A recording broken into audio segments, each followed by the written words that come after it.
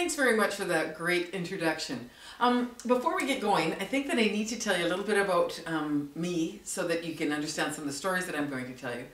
So first of all, I'll tell you a little bit about my family. My husband Leighton and I have kind of a unique family. We're like the Brady Bunch, only different. And as I look out into the crowd, I see that some of you might not even know who the Brady Bunch are because you're too young. So I'll tell you who the Brady Bunch was. There was this beautiful young widow who had 3 lovely daughters, who met this handsome young man with 3 equally handsome sons. They married and pretty much lived happily ever after with just minor mishaps. So that's actually exactly how my family life goes, only different. So we have his kids, our kids, and their kids. So first of all, his kids. Kathy and Shauna are my 2 stepdaughters, and they're 29 and 33, and there's 2 grandchildren there too now. And I know what you're thinking. You're thinking, Myrna, you look just way too young to have children that old or grandchildren. Yeah. Then we have our 2 sons, Carson and Liam, and they are 16 and 18 years old. And I don't know about you, but we have raised our children to be firmly, firmly grounded in reality. Yes. One of the sons, Carson, is going to be a football star, and the other son, Liam, is going to be a rock star.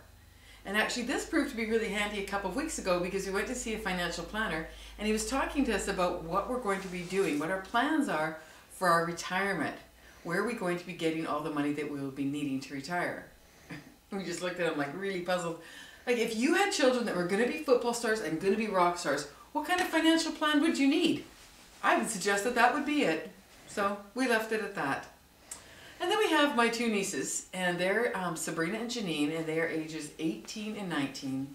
And they came to live with us when they were teenagers, early teenage girls. And the reason they came to live with us is my sister was in a car accident a number of years ago and is brain injured. And with brain injury comes short-term memory challenges.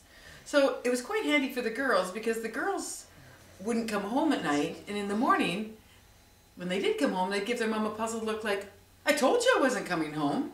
What part of that don't you remember? And of course she would know if they're telling the truth or not. Auntie does not forget anything. So it's proven to be very different for them. But they're pretty much girly girls, and our boys are not girly boys. They don't get this girly girl stuff. So to describe the way they fit into our family is probably best by a couple of comments made by our son Liam. One day, the girls are in the bathroom for quite a long period of time, and they're peering into the mirror and peering into the mirror. And Liam strolls by the bathroom, puts his hands on his hips, and leans in and says, you know what? Doesn't matter how long you look in that mirror, nothing's going to change. And then one night, we're sitting at the dinner table, and the girls are discussing various body piercings that they think that they might get. And I'm thinking that since Sabrina had spent her last $5 on a bottle of Listerine, that we weren't discussing the body piercings they should get, we were discussing the body piercings they already had and had not owned up to. But again, Liam had his words of wisdom, which were, I think that you should die with the same number of holes in your body as what you were born with.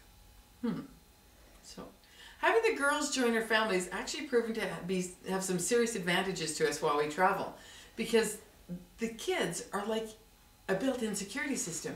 Because if the boys do something that they should not do, the girls are on the phone.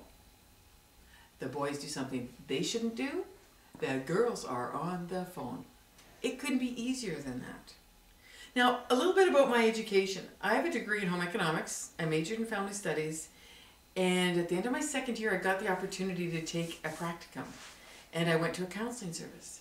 And at this counseling service, I learned something really, really important.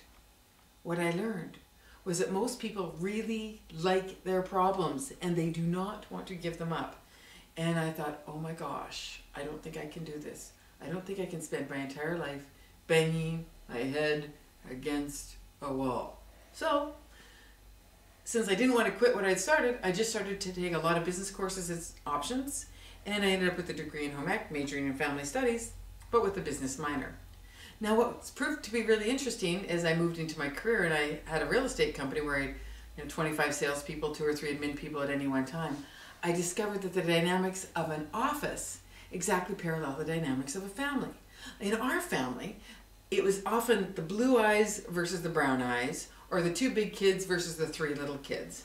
And in an office, it's often sales versus service, sales versus admin, sales versus management. And sometimes the dynamics within those groups change because some people get along with each other and then they don't get along with each other.